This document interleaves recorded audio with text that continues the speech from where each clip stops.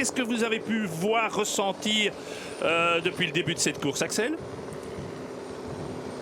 Disons que le peloton est assez calme. Il y a beaucoup de coureurs qui sont revenus vers l'arrière pour enlever leurs survêtements, les jambières, les couches-chaussures.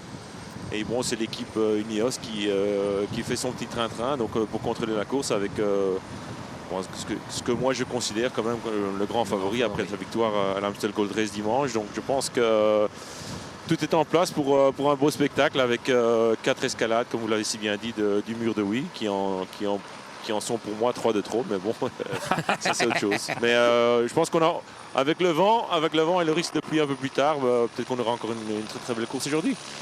Voici donc les caractéristiques de la côte d'Eref. Avec son fameux faux plat tout à la fin.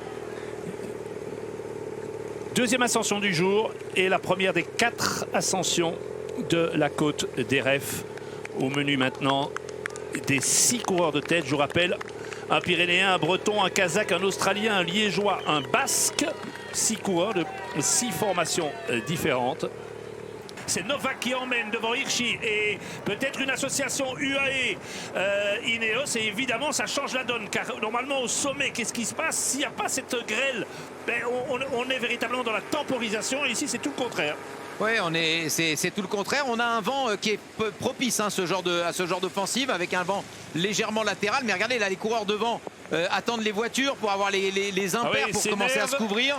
Donc attention, Axel a vu juste tout à l'heure quand il a dit attention avec cette météo. Paché, Mollema, Formolo, encore des coureurs qui sont distancés. Ça c'est une belle attaque d'un coureur de l'équipe Alpecin. C'est une belle attaque, ça c'est solide. Andersen. Ah ouais, c'est bien le genre de coureur, ouais.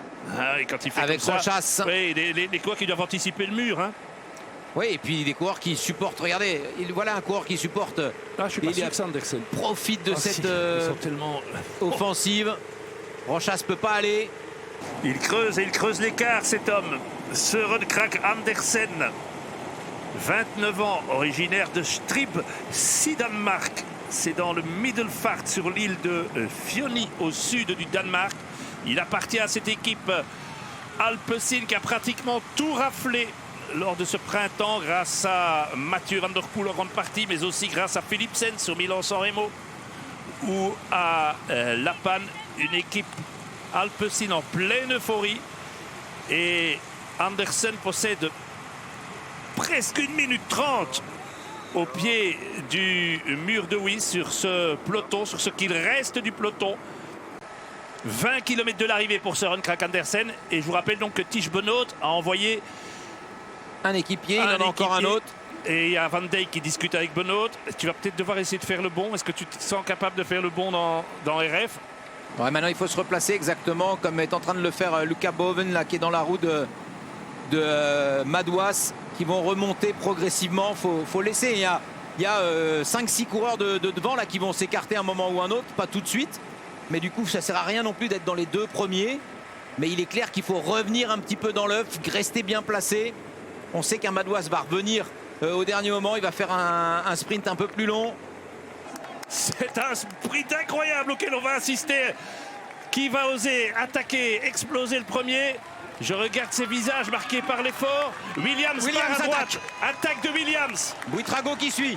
Attaque de Williams avec Buitrago. Les autres ne peuvent pas y aller. Oh, Williams, c'est 10 fois au-dessus. Attention, c'est toujours très long. C'est 250 mètres. Mais là, attention. il est 10 fois au-dessus, Williams. Ah ouais, il est extraordinaire. On attendait Pidcock. On va avoir Williams. Oh là là là là là là. Ah oui, il a gagné. Il va pour pas l'équipe de Rick Verbrugge qui a gagné ici il y a 23 ans et qui va sans doute gagner. Cosnefroy sort maintenant, mais Williams avec Vauclin, c'est parti pour Vauclin. Attention, il ne faut pas coincer. Il faut pas coincer. Vauclin, il est puissant, Vauclin.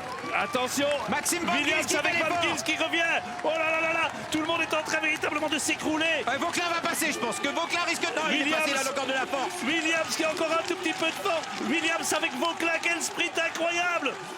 avec Van Gils, victoire de Williams, deuxième Vauclin, troisième Van Gils, quatrième Cosnefroy, cinquième Buitrago, sixième Johannessen, 7 Grégoire, 8 Benoît, 9 Godon, 10 Martin, 11 Champoussin, 12 Skouins, 13 Carapace, 14 Doubet, 15 Madouas, 16 Van Wilder,